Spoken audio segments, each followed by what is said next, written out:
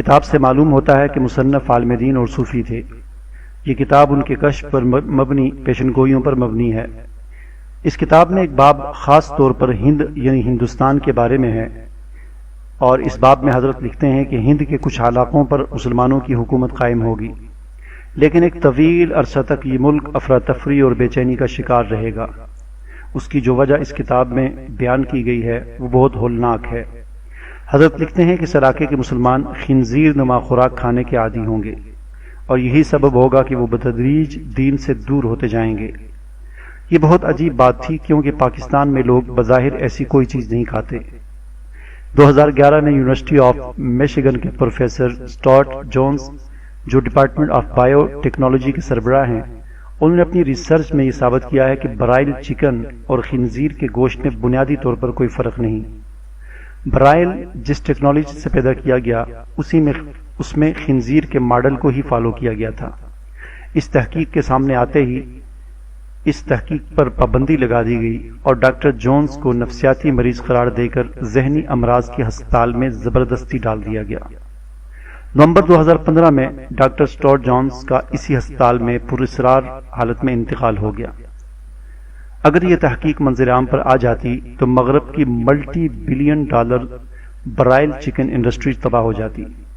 اس industry کے بل پر انہوں نے مسلم ممالک میں اپنے ایجنٹس کو جیسے ارب پتی کیا، وہ سلسلہ بھی ختم ہو جاتا۔ اور سب سے اہم بات یہ کہ مسلمان حرام گوشت کھا کے جن روحانی امراض کا شکار ہو رہے ہیں، اس سے نجات مل جاتی۔ تو یہ جو مضمون کا ایک حصہ میں نے میجر ٹرائیڈ وسیم انور چودھری صاحب کا جو ڈیلی اوصاف سمیت مختلف اخبارات میں اور خاص طور پر سوشل میڈیا پر یہ شائع ہوا ہے، یہ میں نے آپ کے سامنے پڑھا، تو یہ بڑا عجیب انکشاف ہے۔ اور یہ برائل چکن کے حوالے سے پہلے بھی جو ہے محققین کو اور ریسرچر جو ہیں ان کو تحفظات تھے، اور ویسے بھی طبی لحاظ سے بھی برائل چکن جو ہے انتہائی نقصان دہ ہے۔ ایک حدیث میں آتا ہے کہ دیسی مرغی جسے ہم کہتے ہیں، اس کے بارے میں بھی برائل چکن تو ابھی آئی ہے، دیسی مرغی تو پہلے سے ہے، یہ حضور صلی اللہ علیہ وسلم کے زمانے میں بھی تھی۔ اور ایک حدیث ہے جس کا مفہوم یہ ہے کہ جس میں بتایا گیا ہے کہ جب بھی تم نے یعنی مرغی کھانی ہو، پالتو مرغی جو گھر میں رکھی ہوئی ہے، تو اس کو بھی کھانے سے ایک دو دن پہلے، ذبح کرنے سے ایک دو دن پہلے اس کو باندھ کے رکھو۔ اور اس میں حکمت یہ بتائی گئی ہے، اس کی حکمت یہ ہے کہ مرغی ویسے عام طور پر یعنی ہر قسم کی چیزیں کھاتی ہے، کیڑے بھی کھا لیتی ہے، گندی نالی سے گند بھی کھاتی رہتی ہے، تو اگر اسی وقت اسی طرح اگر آپ اس کو پکڑ کر ذبح کرو گے تو وہ گند جو اس نے کھایا ہوا ہے اس کے اثرات اس گوشت میں ہوں گے۔ تو اس کو اس لیے حدیث میں یہ تاکید کی گئی ہے کہ مرغی کو 3 دن تک باندھ کے رکھو، یعنی اس کو باندھ کے رکھو، وہ اپنی مرضی سے کچھ نہ کھائے، اسے خود پاک غذا جو ہے گندم یا جو بھی صاف ستھری غذا ہے اس کو کھلاؤ 3 دن تک، تاکہ وہ گند جو اس نے کھایا وہ ختم ہو جائے اس کے اندر 3 دن میں، اور اس کے بعد اس کو ذبح کر کے کھاؤ۔ تو اس اعتبار سے اگر دیکھا جائے تو یہ برائل چکن جو ہے، فارمی مرغی جسے ہم کہتے ہیں،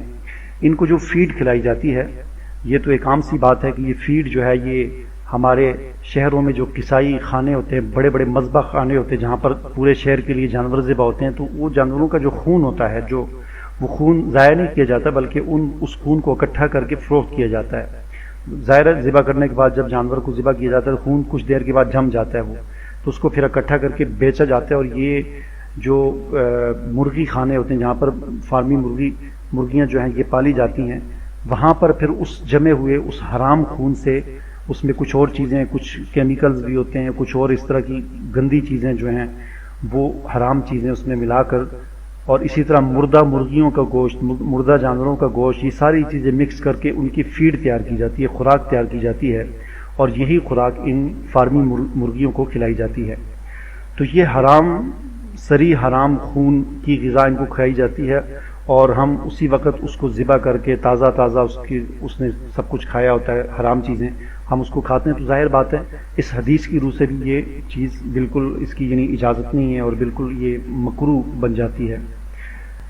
یعنی ہم اس کو واضح طور پر حرام تو نہیں کہہ سکتے، لیکن مکروہ ہونے میں کوئی اس میں شک نہیں ہے، شک و شبے والی کوئی بات نہیں ہے۔ ایک عام دیسی مرغی اگر مکروہ ہو جاتی ہے، جس کے بارے میں حضور نے تاکید کی کہ اس کو باندھا جائے 3 دن تک اور اس کو پاک صاف غذا کھلائی جائے، تو یہ فارمی مرغی تو خود، جبکہ پھر اس کے علاوہ اس برائل چکن کے جو دیگر نقصانات ہیں، ان نقصانات میں سے ایک نقصان یہ ہے کہ جن گھروں میں برائل چکن بہت زیادہ کھایا جاتا ہے تو ان گھروں میں جو بچے ہوتے ہیں وہ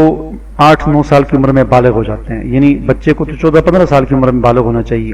لیکن مسلسل یہ برائل چکن کھانے کی وجہ سے بچے 9 سال کی عمر میں، 10 سال کی عمر میں، 8 سال کی عمر میں بالغ ہو جاتے ہیں۔ تو یہ ایک بہت بڑا نقصان ہے۔ اس کے علاوہ بھی اگر آپ گوگل میں سرچ کریں برائل چکن کے نقصانات تو بے شمار نقصانات ہیں۔ اب یہ جو ریسرچ آئی ہے پروفیسر اسٹورٹ جونز کی، جس میں انہوں نے یہ انکشاف کیا ہے کہ یہ برائل چکن جو ہے یہ اس کا جو فارمولا ہے بنیادی طور پر جو ہے وہ جس ٹیکنالوجی سے اس کو بنایا گیا ہے وہ خنزیر کے ماڈل کو فالو کر کے بنایا گیا ہے، چونکہ فارمی خنزیر جو ہیں وہ بھی دنیا میں بنائے جاتے ہیں، سفید رنگ کے وہ ہوتے ہیں عام طور پر اور جنگلی بھی ہوتے ہیں۔ تو انہوں نے یہ انکشاف کیا، پھر ان کو گرفتار کر لیا گیا، پاگل قرار دے کر اسپتال میں داخل کر دیے گا پاگلوں کے، پھر اس کو پراسرار طور پر ان کی ہلاکت بھی وہاں پر ہو گئی اور اس طرح اس تحقیق کو دبا دیا گیا۔ اور اسی طرح پھر یہ جو کتاب ملی ہے اس میں جو پیشن گوئی ہے بزرگ جن کا ذکر بھی کیا ہے عبداللہ بن طاہر البغدادی الرضوی، تو انہوں نے جو پیشن گوئیاں کی تھیں ان میں سے ہندوستان میں جو ایک الگ مسلمانوں کی حکومت قائم ہوگی